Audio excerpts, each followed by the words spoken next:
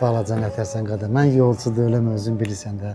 Biraz qarnım acdı, biraz 20 manat verə bilərsən, mən bir qismət. Qarnın acdı. Gəl otur deyirəm, yemək verərlər. Keç otur, keç. Bir dənə yemək verim lan. Çox sağ ol, balaca qarnım doydu, qadanam. İndi mənə bir 20 verə bilərsən, bir dənə su alım özüm üçün, boğazım quruyur. Su, bir dəqiqə deyirəm, su verərlər. Bir dənə su verin məhəbbətə. Çox sağ ol, balaca qadanam. Yemək yedim, qarnım doydu, suyu düşdü. Mənə bir dənə 20 ver, mən taksi ilə evə gedim. Nə olar, gecdə qaranlıqdır. Taksi neyəsən ha, mən ölmüşəm, sürücüyə deyəcəm səni aparacaq. Bir dənə məhəbbətə evlərdən küfür dərsən. Ürəyi açıq olur, süfrəsi açıq olmaqla deyil. Bir cibində pulun olsun.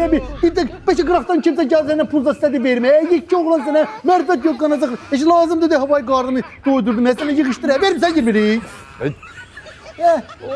Sağ ol. Bu mərfət adam, yaxşılıq yoxdur da bu mərfətdə.